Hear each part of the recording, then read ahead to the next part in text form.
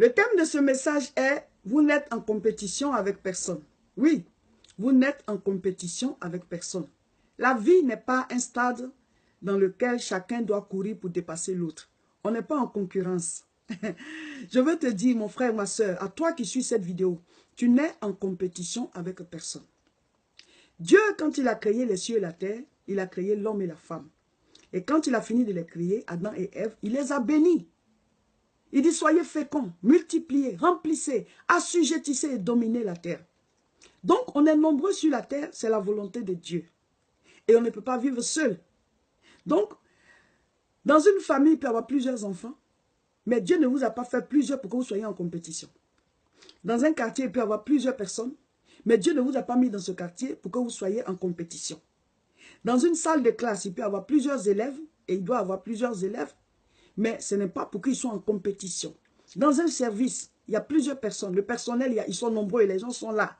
Mais ça ne veut pas dire qu'ils doivent être en compétition. Nous ne vivons pas ensemble pour compétir. Nous vivons ensemble parce que Dieu a créé les cieux et la terre. Il a créé les hommes à son image, à sa ressemblance. Il veut nous voir nombreux. Et à chacun de nous, il a fait des grâces. Il a donné des grâces. À chacun de nous, il a accordé des bénédictions. Et au fur et à mesure que chacun prospère, ça fait la gloire de Dieu. Dieu est content, Dieu est heureux. Donc tu n'es en compétition avec personne. Tu n'es pas en compétition avec ton frère. Tu n'es pas en compétition avec ton voisin, avec ton collègue. Tu n'es pas en compétition avec ta femme, ni avec ton mari, ni avec tes parents. On est en compétition avec personne. Chacun a sa vie. On vit ensemble, mais la vie est personnelle et elle est individuelle. Si tes pensées, c'est pour être en concurrence avec tes voisins, tes amis, tes frères, tes soeurs, tes collègues, tes amis avec qui tu es allé à l'école, mais tu vas souffrir. Tu vas souffrir, mon frère. C'est pour cela que je fais cette vidéo, pour changer ta pensée. Toi qui suis cette vidéo, si tu es concerné par ce message, c'est-à-dire si au fond de toi, tu es en perpétuelle compétition avec ceux qui sont autour de toi, tu n'auras pas la paix du cœur. Tu seras troublé en permanence parce que Dieu nous a créés. Chacun a ses grâces, chacun a ses bénédictions. Et chaque être humain se trouve à un niveau de l'échelle. Il y en a qui seront plus prospères que toi, il y en a qui seront moins prospères que toi. Tu ne peux rien y faire. Il y en a qui vont briller plus que toi, il y en a qui vont briller moins que toi. C'est Dieu qui accorde les grâces. Mais le plus important, c'est que tu puisses trouver ton chemin à toi. Que tu puisses trouver ta destinée à toi. C'est quand tu ne trouves pas ta destinée que c'est grave. Quand tu n'es pas là où Dieu veut que tu sois, c'est là que c'est grave. Tu ne peux pas vivre la vie de l'autre. Tu ne peux pas regarder à travers ses yeux. Tu ne peux pas utiliser ses mains. Tu ne peux pas parler avec sa bouche. Tu ne peux pas enfanter son enfant. Donc tu ne peux pas avoir son travail. Tu ne peux pas avoir ses bénédictions. Chacun a ses grâces. Il y a une histoire pareille dans la Bible, dans le livre d'Esther. Il s'agit de l'histoire de Haman. Haman était quelqu'un de gradé dans le royaume à Suse, auprès du roi Assuérus. Assuérus qui a épousé Esther. Et Haman, il était élevé. Le roi lui avait donné beaucoup d'honneur, il lui avait donné beaucoup de responsabilités. Mais il était tout le temps embêté de ce que Mardoché ne se prosternait pas devant lui. Vous voyez? Il était en perpétuelle concurrence, compétition avec Mardoché, qui lui était un juif qui était à la porte. Il n'avait même pas le niveau de Haman. Vous voyez? Il n'avait même pas le niveau de Haman. Mais Haman était embêté. Pourquoi Mardoché, juste, ne se prosterne pas devant lui? Je te dis, mon frère, ma soeur, tu n'es en compétition avec personne. Tu n'as pas été créé pour dépasser quelqu'un. Tu n'as pas été créé pour que des gens se prosternent à tes pieds. Quand le Seigneur a dit dominer sur la terre, là, ce n'est pas sur nos frères, nos sœurs, non. Dominer sur les animaux, les plantes. Lisez bien le passage. Amen. Dominer sur les animaux, sur la création. Mais entre nous-mêmes, on ne doit pas se dominer les uns les autres. Non. Donc, Dieu ne t'a pas créé pour que tu assujettisses les membres de ta famille. De sorte que quand quelqu'un prospère, tu es dérangé. Quand quelqu'un prospère, tu n'as pas la paix. Oui, pourquoi il te dépasse? Tu vas souffrir.